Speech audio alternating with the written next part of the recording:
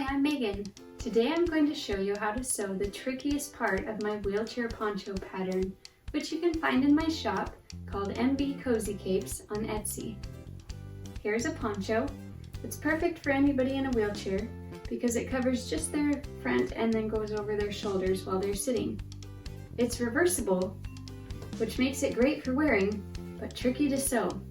So come along and I'll show you how you can do this tricky step together. You start out with both pieces of the poncho, the outside and inside, and we need to turn one inside out.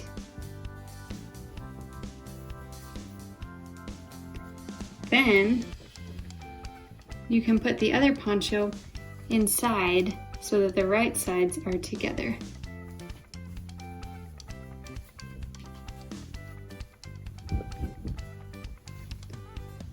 You can see now that I have the hood with the right sides together. And I'm going to stitch all the way around this hood piece.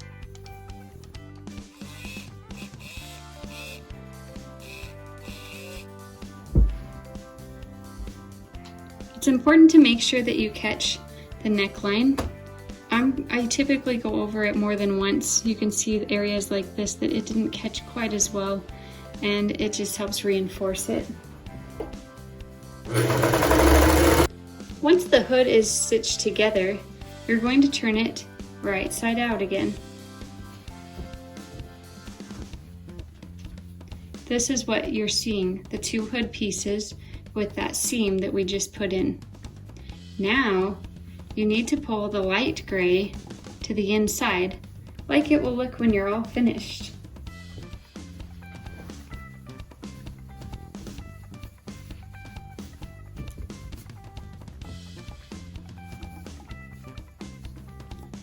Here you can see the seam that we just put in place has finished off the edge of the hood. The only thing left on the hood is to top stitch.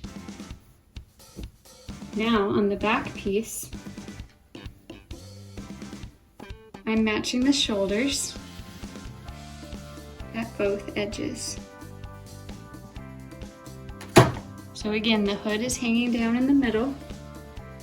Here's our hood. And I have the pieces at the top lined up. I usually start maybe 12 inches in from this corner. So right here, I'm taking my left hand and my right hand and pinching them together. And I'm going to hold my fingers in place as I peel it apart and get these two right sides to touch. This part becomes very tricky and everything gets twisted. It may feel like you're doing it wrong, but that's just the way that you put things together when they're reversible. So I have my right sides together. This is where my fingers began. Right sides are together. This is where I'll start stitching. The rest of it's all curved inside itself. It's not very easy to pin the entire thing, although you could pin this piece in place and around this corner to get you started, and then you could keep pinning as you go. This step takes lots of pausing and adjusting to line up the right sides again.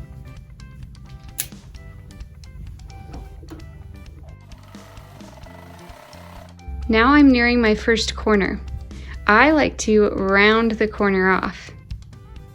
So I'll sew it as I round it off.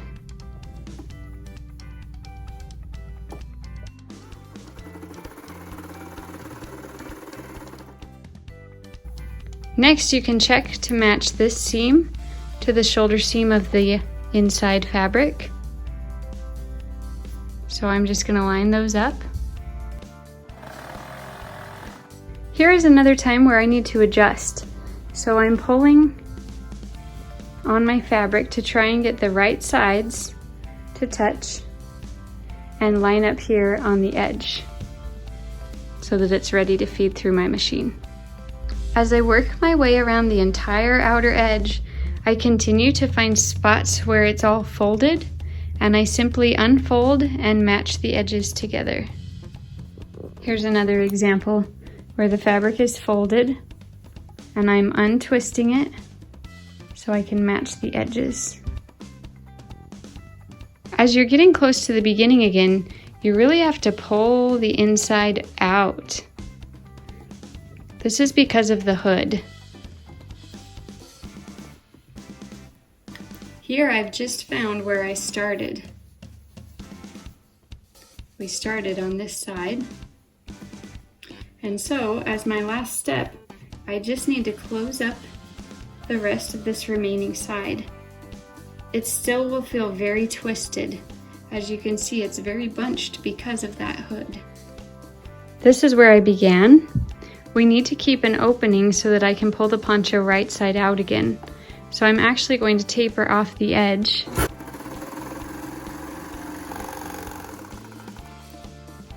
So that I still have a place where I can pull it right side out. I like to reach in and grab the hood.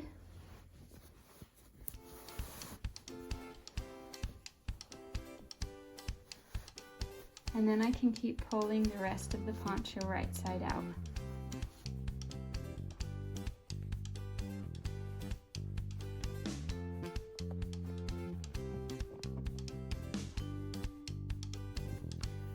Then I take my hand and I push out each corner so that it's ready to top stitch.